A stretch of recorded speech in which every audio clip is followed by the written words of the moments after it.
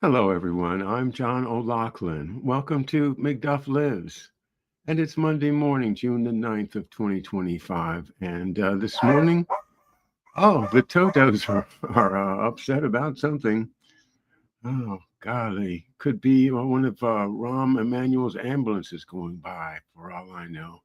Anyway, this takes me back today to my first meeting with Andrew Kreig. And Andrew Kreig, if you haven't seen the replay of the McDuff Memorial that we produced and showed last Friday on our show, Marcia and I, please take a look at it. It includes the keynote speaker, Andrew Kreig, who was become a friend of mine by then. I met him back in about 2018 or so. George Webb and I were covering the Benghazi trial down at the U.S. federal court. And also there was Andy Kreig, and was introduced by George. And Andy and I just kind of took to each other and started talking on our own. And from there, a good, strong relationship developed. And so I was very honored to have Andy Kreig deliver the keynote speech on June the 6th of 2021 when we met here at Mystery Island to celebrate the 50th anniversary of my dad's passing from quick cancer, as you probably already know. So, in 2018 and 2019, I read this book onto my show because I thought it was very, very important that people become aware of the concept of presidential puppetry. You have probably had these thoughts yourselves that there's somebody pulling the strings. There's somebody pulling the strings behind Obama, behind Clinton, behind the Bushes, of course, and really behind even the pristine Jimmy Carter. So to have a noted scholar write a full treatise about this subject is quite an important thing, I think. And that's why I read it back then. That may be why YouTube took it down along with the rest of my first channel, the McDuff Kennedy's Man to Smash the CIA. And despite numerous appeals, I haven't been able to get YouTube to reproduce to allow people to see those 903 shows that I did without making a backup. So we're starting over with presidential puppetry because, again, I've looked at it over the weekend and I can tell you it's going to help everybody understand what's going on now. Now, this book was published in 2015. The principal subjects are Barack Obama and his family, and um, our favorite Mormon, Mitt Romney. Mitt Romney was a presidential candidate at that time, and of course, his family ties and the history tied to Detroit will be fascinating for our good friend David Cranmer Underdown, Detroit Dave, as we call him, as well as everybody else, because when you dig behind the scenes enough, like Andy Kreig has done, then you start having confidence that, oh, yeah, now I see how it works now. So, with my deep respect and gratitude to Andy for allowing me to read this book, I'm going to get started. And I want to start with the foreword written by the great Cyril Wecht, MD, JD, and one of the world's leading forensic pathologists. He's the author of, what does he say, 46 scholarly and general interest books, and was one of the first pathologists to announce his belief that there was more than one assassin in the JFK assassination.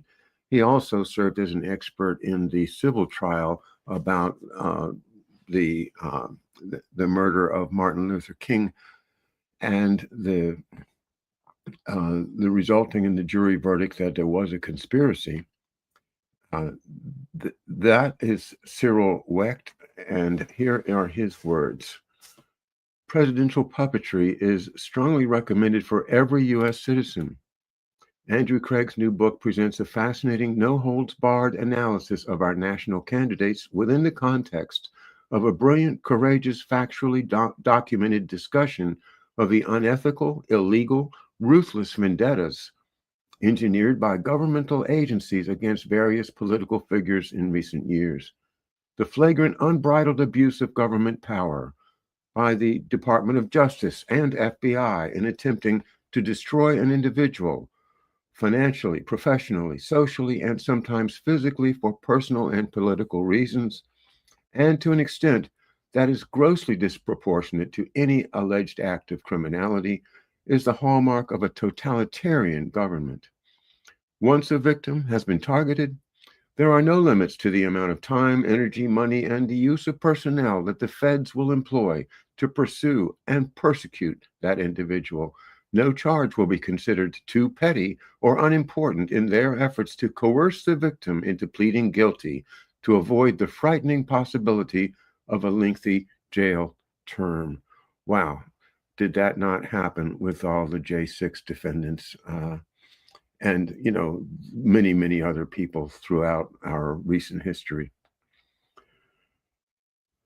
Select the victim, search for the crime is a deplorable, dangerous prosecutorial tactic that all decent, fair-minded American citizens, liberal Democrats or conservative Republicans, need to let their voices be heard in denouncing, castigating, and rejecting.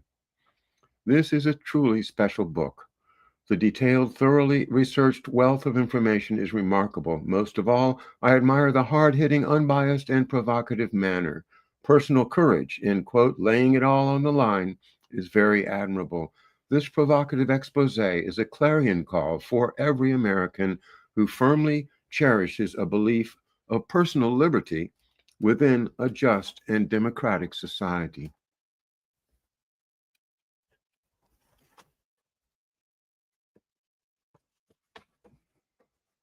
And now, Andrew Kreig's author's preface.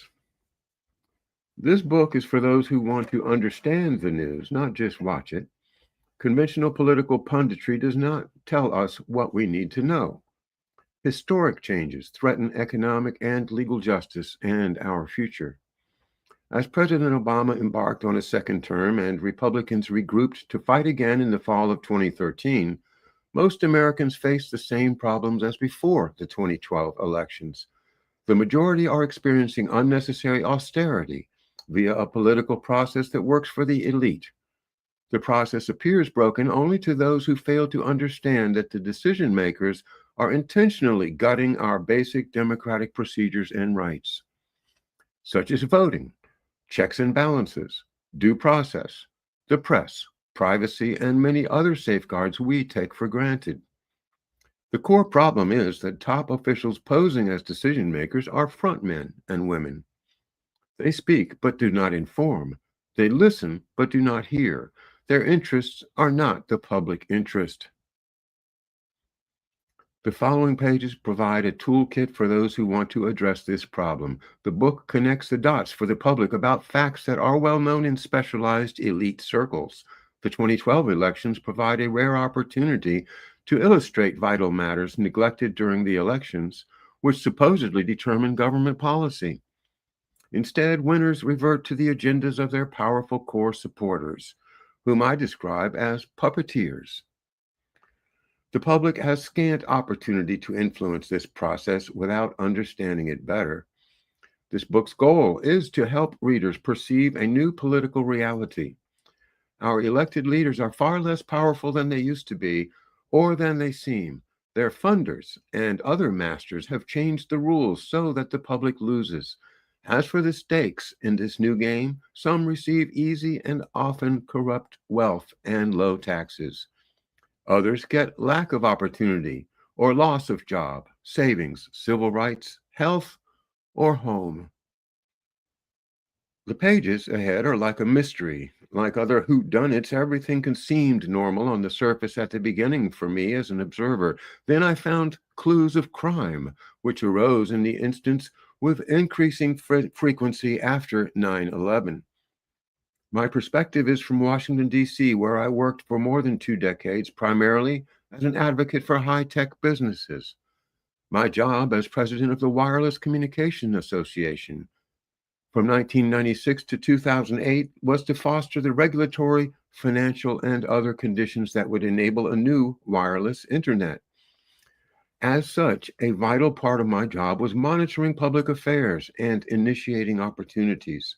These included such post 9/11 government priorities as broadband initiatives for public safety, disaster remediation, homeland security, and warfare. At one convention in 2005, we hosted important U.S. government and Iraqi leaders to describe in public for the first time how they had successfully deployed a nationwide public safety wireless network.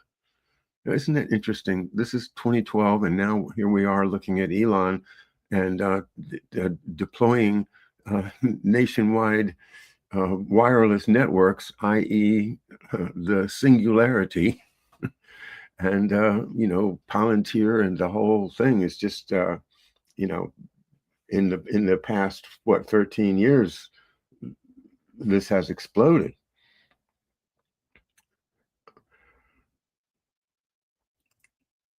My more typical work was helping foster developments for consumers.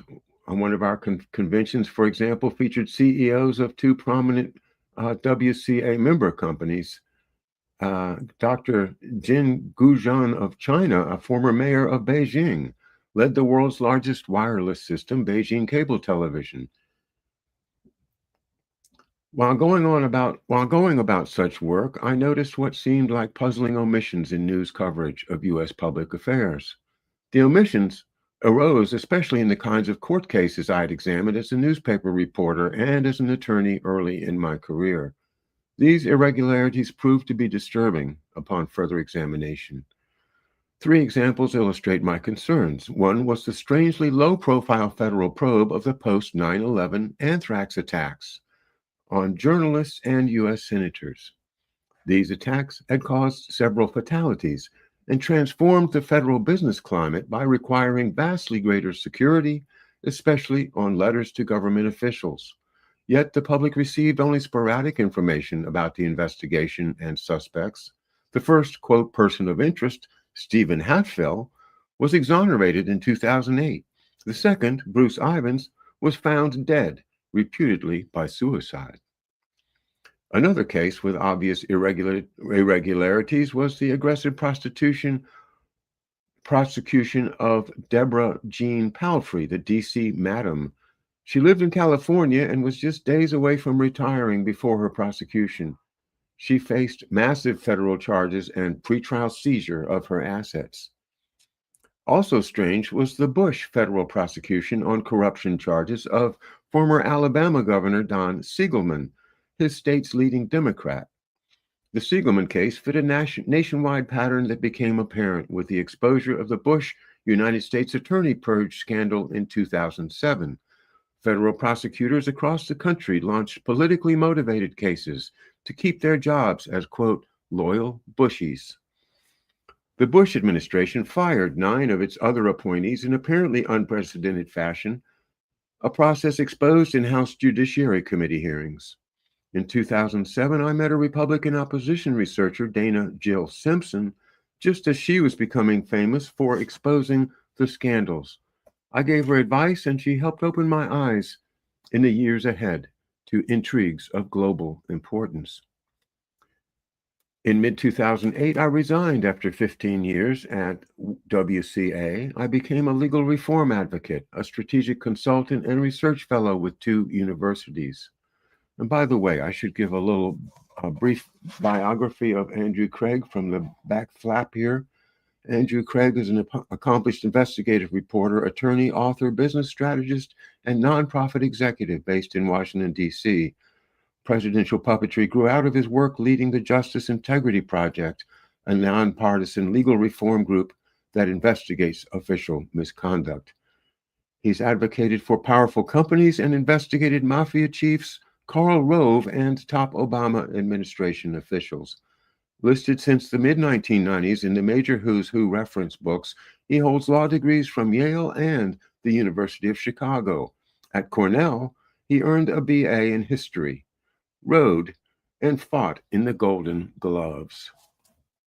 Yes, a well-rounded man. Certainly the history of Cornell, Yale, and the University of Chicago tells me that he is no stranger to the elite administrators and, was rubbing elbows with the same folks probably that a generation earlier my father was rubbing elbows with at Harvard. Excuse me a second.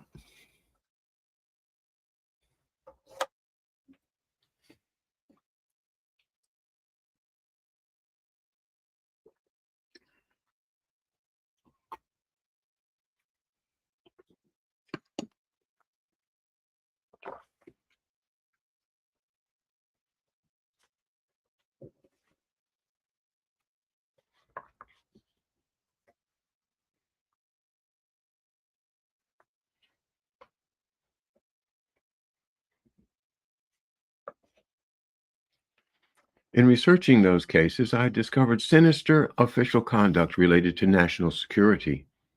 These factors prevented the suspects from defending themselves fairly and the public from learning the facts. The research revealed plans to corrupt the democratic process, including presidential elections. This book reports my findings. What's it to you? Why should you care? A friendly editor asked me one day early in my research. His was a logical question, especially from a thoughtful old hand who had covered vast numbers of speeches and charlatans during his 3 decades as a prominent journalist in the nation's capital. Journalists and lawyers don't seem to be doing their jobs. If what I'm learning is true, we all need to know. If you feel that strongly, he replied, write it up and I'll see if I can help you get it out as an op-ed. Just make sure it's only 650 words. I never went back to him. To be credible, the full story takes nearly that many pages, not words.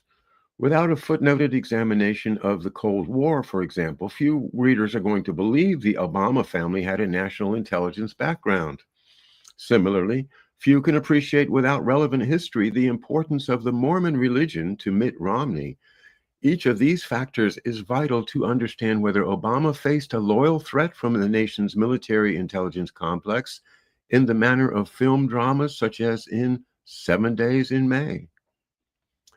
The inside story of the resignation of CIA Director David Petraeus is far different than the simple sex scandal peddled to the public. So is the Benghazi massacre and spin. This book documents plots for massive election fraud in 2012. Second-term Obama appointments that affect jobs, pensions, healthcare, and the economy have been made without full disclosure. Questions also arise about a CIA relationship with the family of the 2013 Boston Marathon bombing suspects. Separately, massive federal surveillance of Americans created new mysteries in June 2013.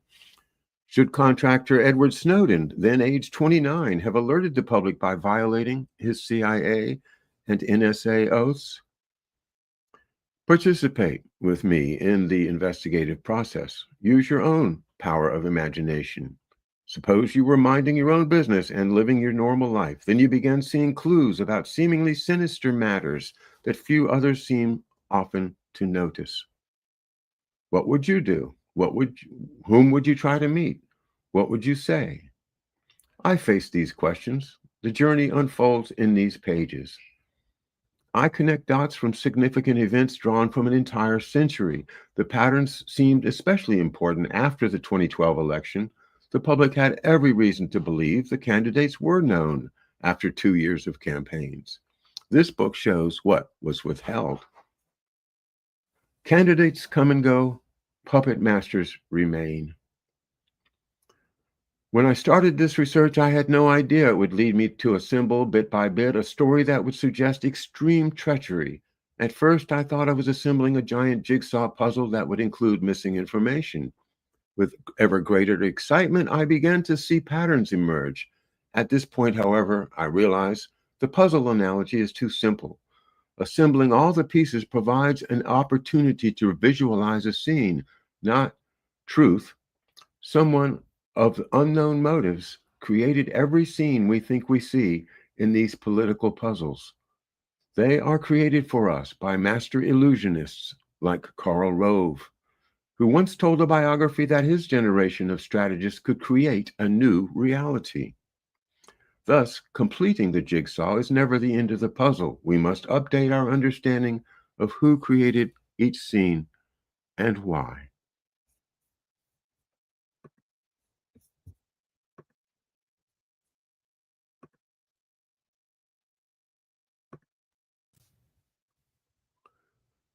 All right, I just adjusted the audio. I hope that's better.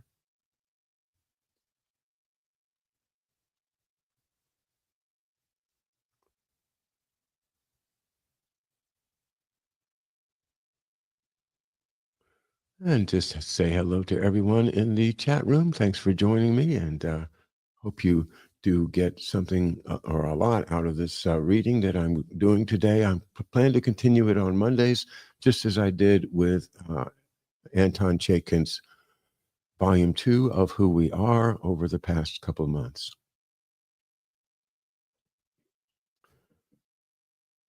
Some may regard the disclosures ahead as so depressing that no one can do anything.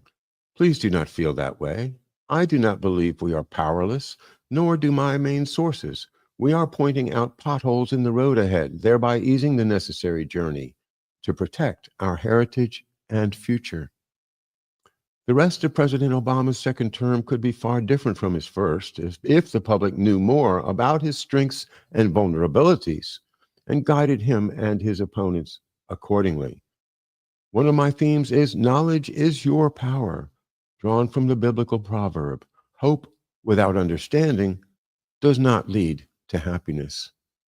And that reminds me, of course, of my own participation in Barack Obama's campaign in 2008 and early 2009, in which the poster with a picture of Obama and the word hope on it was everywhere in Washington, D.C. And of course, you know my story. That hope lasted maybe 100 days or so when I realized, oh no, it's just another one.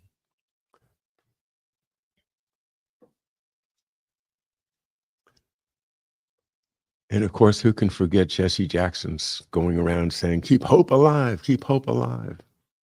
Right. Hope without understanding does not lead to happiness. I can vouch for that. A conversation with you as a reader is vital to our mutual understanding. This book contains web-based tools for feedback and further discussion. The book has more than 1,100 endnotes, nearly all with electronic links to sources. Use them to amplify, challenge, and share these revelations.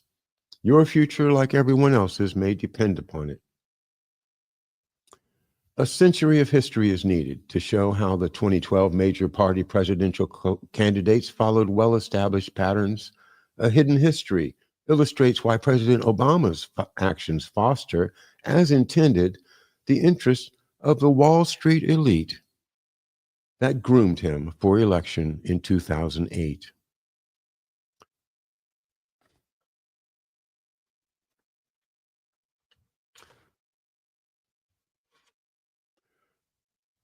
Private sector puppet masters disguise their goals and connections. They often communicate via lesser-known operatives in government, lobbying, the media, foundations, and universities.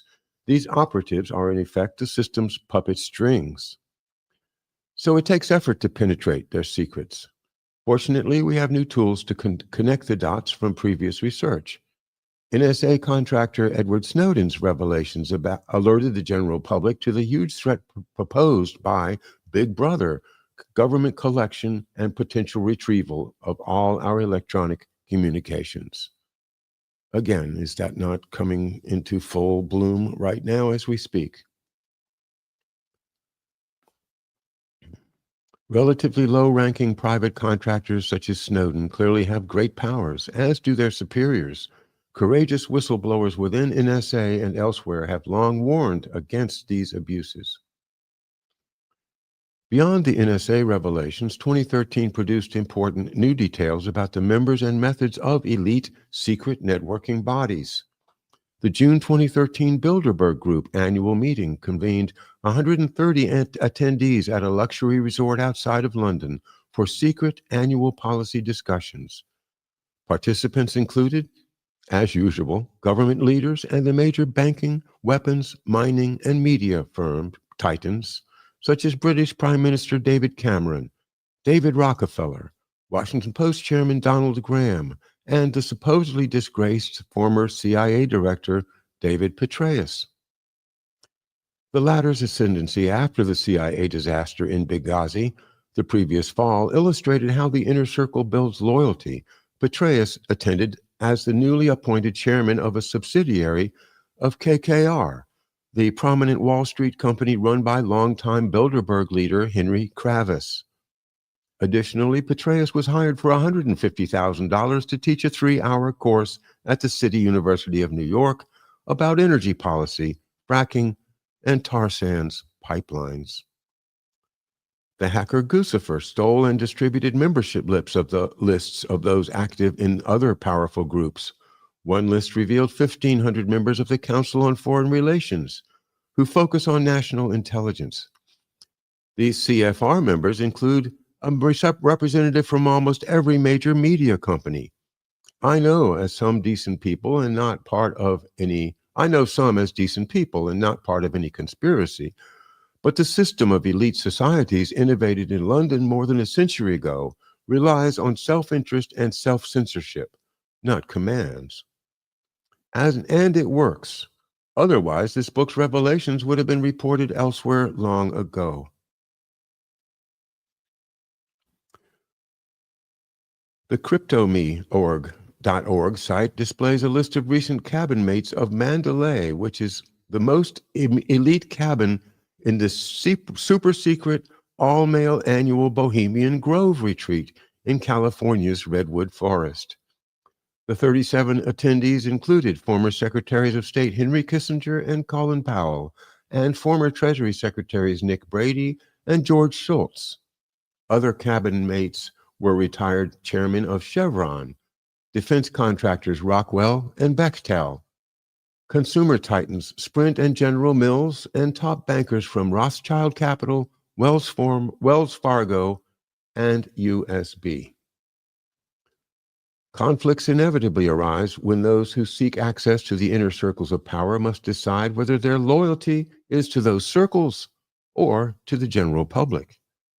In 2012, the right-wing transparency group Judicial Watch exposed an email that embarrassed a New York Times national security reporter. He had secretly curried favor with the CIA by providing an advance copy of a colleague's column about CIA help for a pre-election movie showcasing the 2011 Osama bin Laden raid. Wow, remember that one. Puppetry cuts through the usual niceties and back-scratching relationships. The public faces danger and deserves the facts. Readers are likely to benefit most by putting aside partisan loyalties to evaluate the evidence like an experienced detective who tries to shed preconceptions. To borrow a different image from The Matrix, we see more clearly with the red pill, how to become free.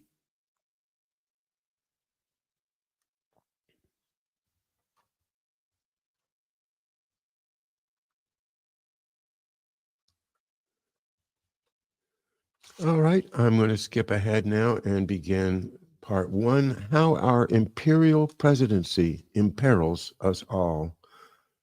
And I begin with a quote, which I have quoted many times on my show, and I think everybody should practically memorize it because it's so important.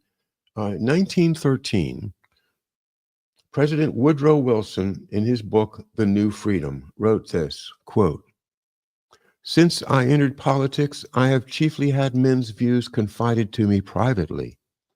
Some of the biggest men in commerce and manufacture are afraid of somebody, are afraid of something. They know there is a power somewhere so organized, so subtle, so watchful, so interlocked, so complete, so pervasive that they had better not speak above their breath when they speak in condemnation of it. Unquote. Woodrow Wilson.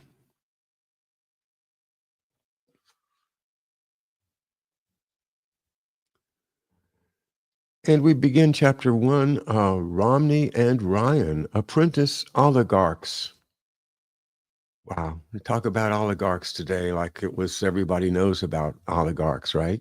But this is 2015, 10 years ago. And again, I think it's a rich source for the roots of the problems that we're facing today and the procedures and hidden connections that we need to see. The same puppet masters or their successors, the same strings, and the extension of those strings through technology and technocracy into all of our lives on a more and more constant daily basis. All right, I'll start it in just a moment. Excuse me again.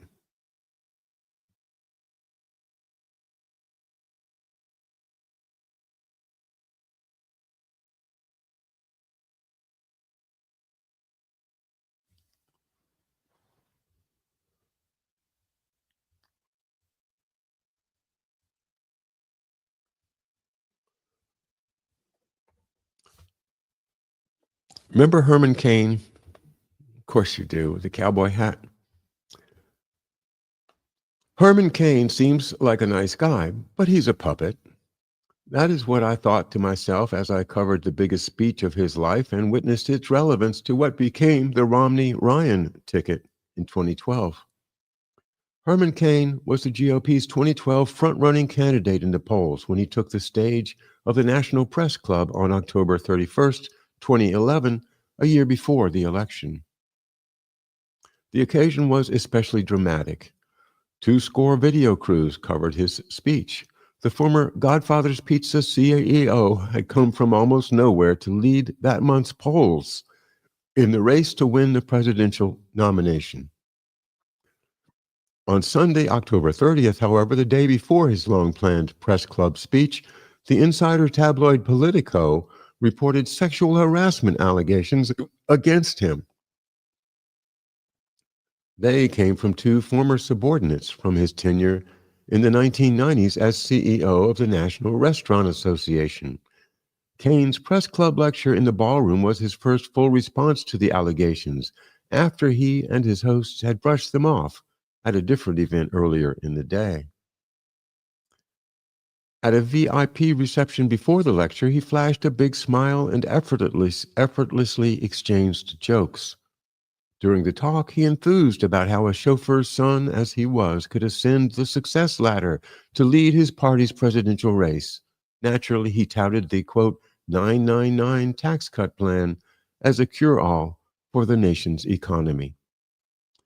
During the question and answer period, Club President Mark Hamrick posed tough questions to the candidate about the harassment claim, which arose from litigation by the women in the 1990s and became public despite a settlement deal forbidding disclosure. Cain denied the claims. He closed his talk with a deep voice, on tune, and otherwise impressive a cappella rendition of the spiritual Amazing Grace. What did you think? A friend asked me. She was the founder of a glossy magazine that covers the VIP and social scene for the Metro Washington region. Her daughter, the publisher, listened for my answer from across the table. So didn't Cain's tall, friendly, and quite muscular bodyguard? Or so did Cain's tall, friendly, and quite muscular bodyguard sitting to my left. I ducked the question. I explained that I should refrain from any opinion because the press club had asked me to cover the speech for its web audience of readers. Within a few days, however, I voiced strong views for the varied audiences on the web and radio, where commentary is not simply welcome, but required. Quote, Cain as frontman for billionaires is a consumer issue, unquote, was my headline for the nonpartisan consumer-oriented publication Connecticut Watchdog. GOP presidential candidate Herman Cain serves as a frontman for the billionaire Koch brothers in a way rarely, if ever, seen in modern times for a prominent U.S. major party candidate. Kane's campaign soon imploded, even though he and his backers gamely tried for several weeks to keep going. Backed by the Koch brothers, Charles and David, Kane and his supporters suggested that feminists must have been attacking him because of his ideas. His main idea, of course, was his 999 plan. That, among other things, would save the Kochs and other elderly billionaires vast amounts of money by eliminating inheritance taxes on the rich. Kane was a featured speaker at the annual convention of the Koch-funded Americans for Prosperity advocacy organization. Quote, "I am the Koch brothers' brother from another mother and proud of it," unquote, he told hundreds in the crowd at the Washington Convention Center, including David Koch.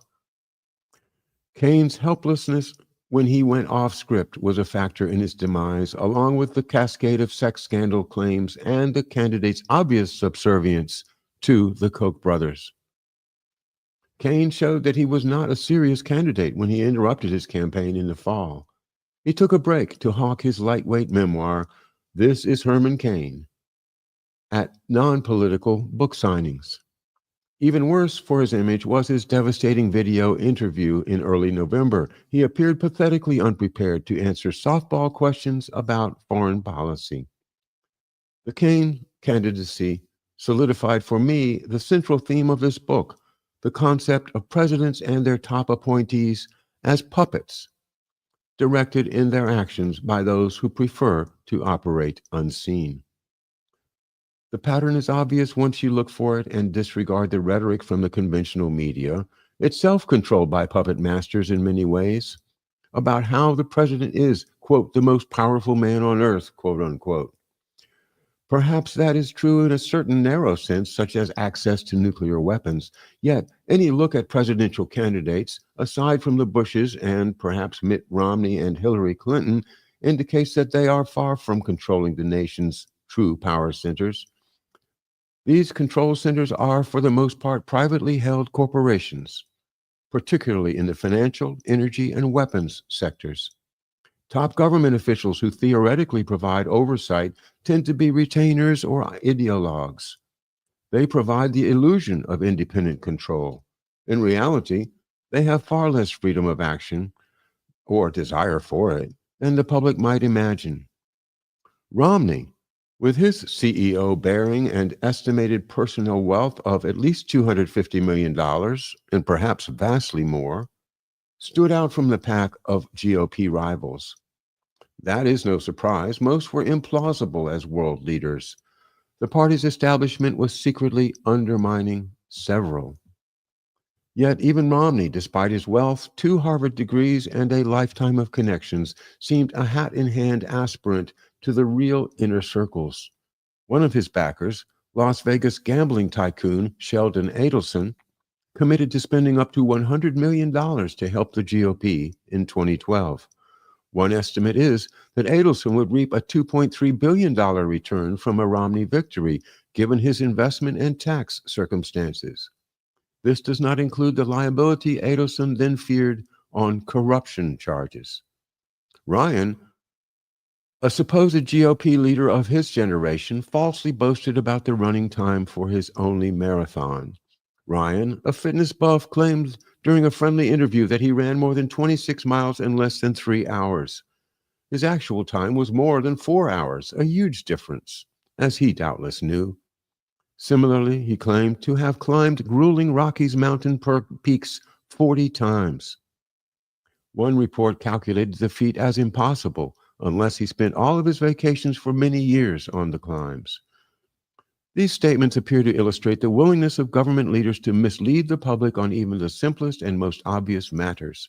They proceed with even more shameless impunity on more complex matters important to their backers and to the public.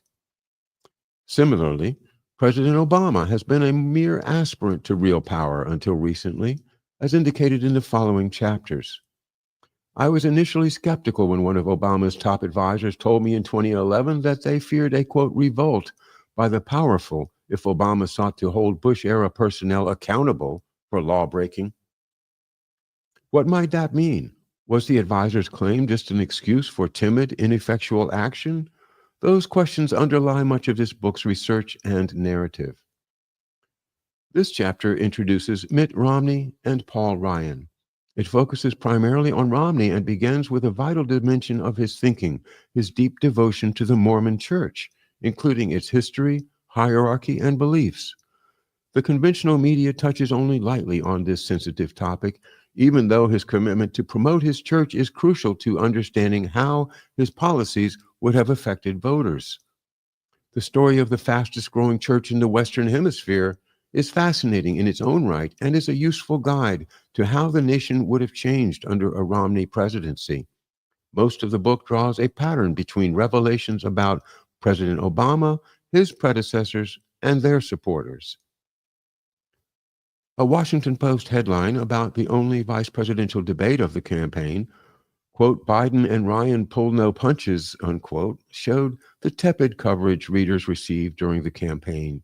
In fact, the two candidates debated under unspoken gentlemen's rules on October 12, 2012, in order to limit damage to each other's most vital interests. With the cooperation of a compliant media, the candidates avoided even mentioning most of their opponents' greatest vulnerabilities. Ryan, for example, failed to provide even a hint of the dishonest personal biography that President Obama had provided to the public. Why? Ryan is either too junior to know about it, a strange position for one of his ostensible stature, or he knows that disclosure will offend his own backers.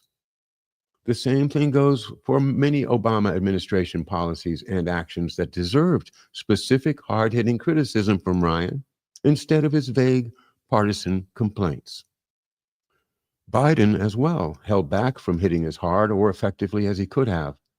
Instead of making a great show of frowns and smiles, Biden could have simply looked at the camera and then at Ryan and said, quote, his ticket is proposing the same disastrous Bush-Cheney policies that wrecks the nation's economy and reputation. Biden then could have said that until Ryan and Romney show their own commitment to the country by disclosing their tax returns, naming anyone in their family who has volunteered for overseas military service, and specifying which middle-class tax deductions they would eliminate, all the rest of their promises were hokum. Biden, an accomplished politician, did not even undertake this basic gesture of looking into the camera and asking for the viewers' votes on November 6th.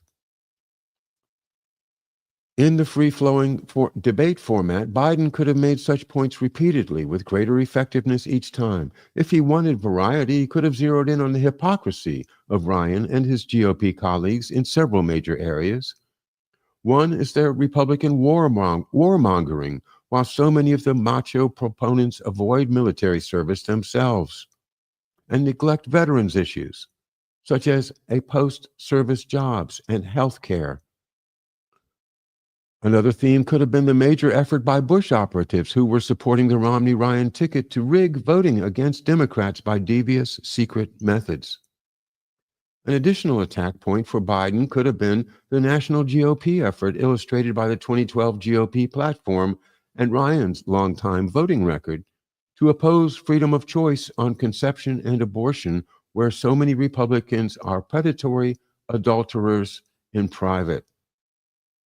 One of the examples surfaced that week. A GOP pro-life congressman and physician from Tennessee reportedly pressured a patient, who was also the physician's lover, to obtain an abortion in order to hide their affair from the congressman's wife.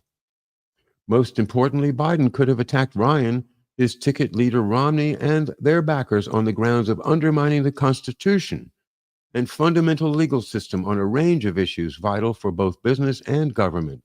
Examples constitute much of this book and are too numerous to summarize here. Biden, like such predecessors as Democratic nominees John Edwards in 2004 and Joseph Lieberman in 2000, did not undertake any such debate points. Why? It is not that they are unskilled. Each is an attorney steeped in politics. They do not want to attack too hard. Such debates are mostly for show. Each campaign spent $1 billion on the presidential race alone.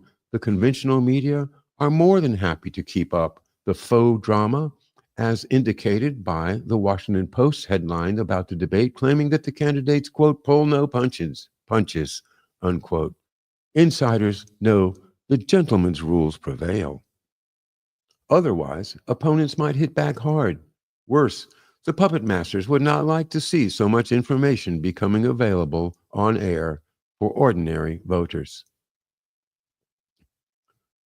With that introduction, we briefly examine the history of Mitt Romney's guiding faith, as well as the Romney and Ryan biographies.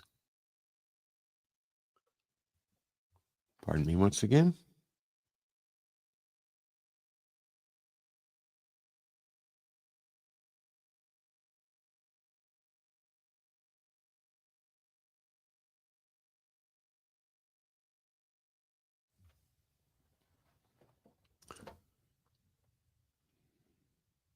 Saints and other leaders. Mitt Romney's religion plays a powerful role in his life.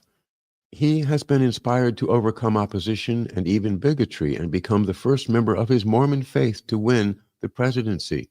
This would have achieved a long-sought unification of church and state under the Mormon auspices. That was the vision of Mormon prophet Joseph Smith when he ran for the United States presidency in 1844, before a lynch mob in Illinois ended his quest. The Romney family loyally supported Smith at that time and carried on under his successors until current times. The family helped build the modern Latter-day Saints LDS Church to its current point, providing a largely satisfying community for its members and a powerful and hidden government in its regions of influence. To learn about Mitt Romney in any depth, we need to go beyond his words. Even by the standards of a politician, Romney's speeches were filled with pieties, half-truths, and exaggerations. The prominent author-psychiatrist Dr. Justin Frank suggests that Romney's faith distorts his perceptions so much that he himself has difficulty knowing when he is lying. This is because, in the mode of holy men from around the world, Romney believes his actions are directed by a higher power and for a greater good than the immediate needs of his audiences. Romney is a spiritual descendant of the prophet Joseph Smith, who founded a religion by announcing that he had golden tablets in an ancient Egyptian language that only he could decipher, and that he could edify the populace by the Book of Mormon, guaranteeing salvation and eternal life. Part of the new religion's attraction was that it drew on familiar Christian, Jewish, and even Muslim stories based in the Middle East to show that the future, as well as important parts of the past, centers on the United States and its expansion under God's guidance via Mormon prophets. As summarized by, among others, the distinguished historian Fawn M. Brody, herself a Mormon. In 1841, Romney ancestors joined Smith's flock in Nauvoo, located in Illinois, on a bluff overlooking a horseshoe bend of the Mississippi River. Nauvoo was a booming city populated by Mormons and located across the river from Indian Territory. By then, Smith had risen above his humble roots in rural upstate New York and Vermont. Smith, quote, detested the plow as only a farmer's son can, unquote. Rather than pursue that kind of dreary labor, the charismatic young man charged fees to his neighbors to direct them in hunts for buried treasure. His setbacks included a misdemeanor conviction near his hometown in 1826 for being, quote, an imposter who charged his neighbors fees to use magic to find buried treasure. Undaunted, Smith proceeded to announce revelations from God via the Mormon angel Moroni. Among them, America has been settled by a lost tribe of Israel that evolved into Indian tribes populating the Americas.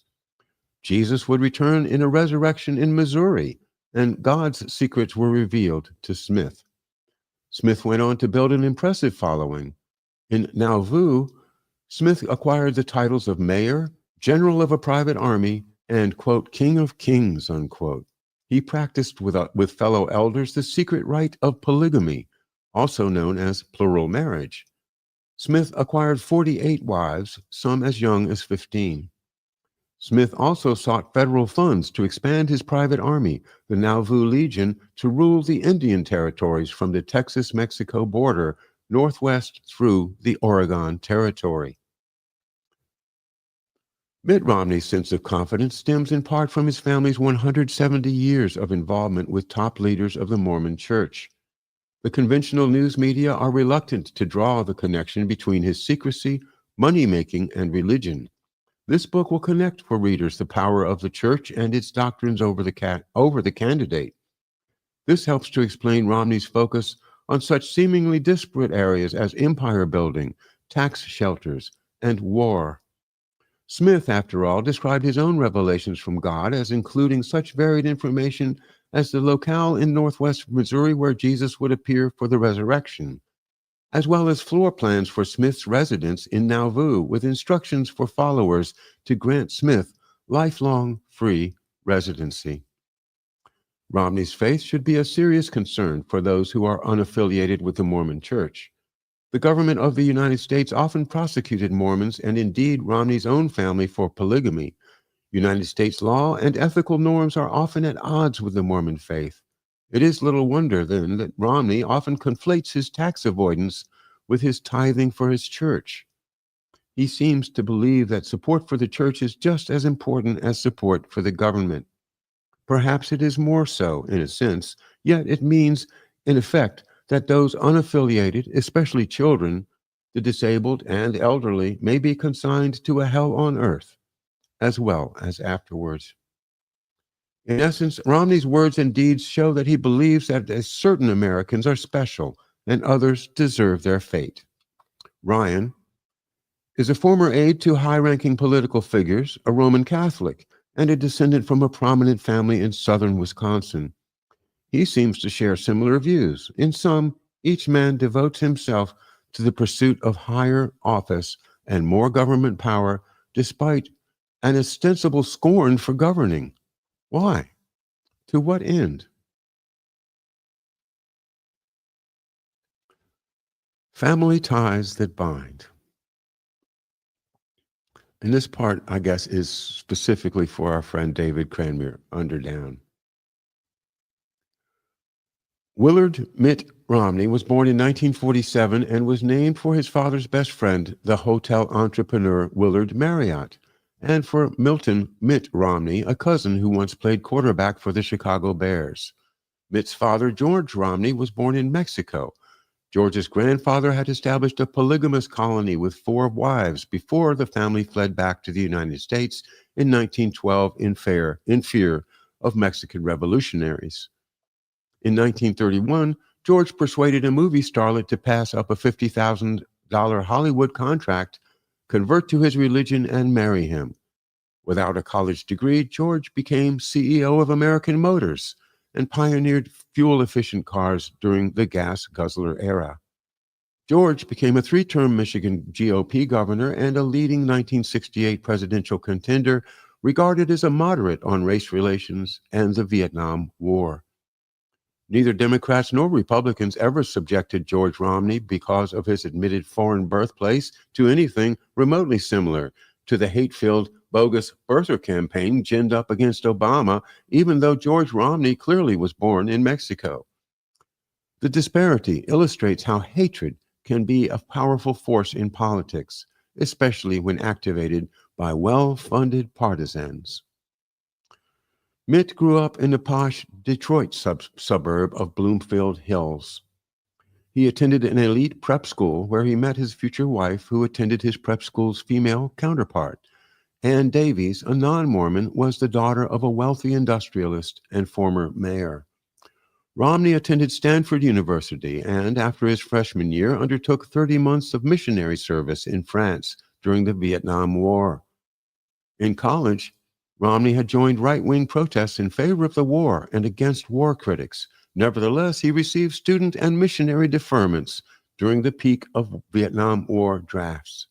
He failed to take any actions to serve in the war he supported. and drew a high enough number in the first draft lottery to avoid service. He later finished his degree at Brigham Young University. He persuaded Anne and most of her family to convert to his religion with its promise of salvation and access to God's secret revelations, and then married her. In 1972, Romney enrolled in a rigorous joint degree program at Harvard's Law and Business Schools.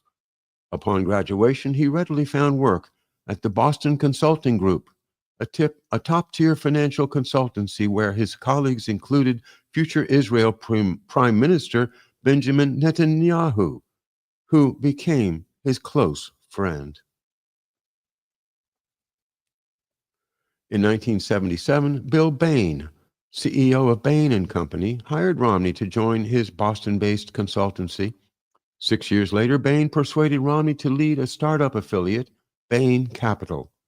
Bain's plan was that the venture capital firm would invest in companies, not simply advise them. Conventional wisdom is that Romney earned fabulous wealth by implementing the concept with such sterling personal qualities as his intelligence, education, vision, and hard work.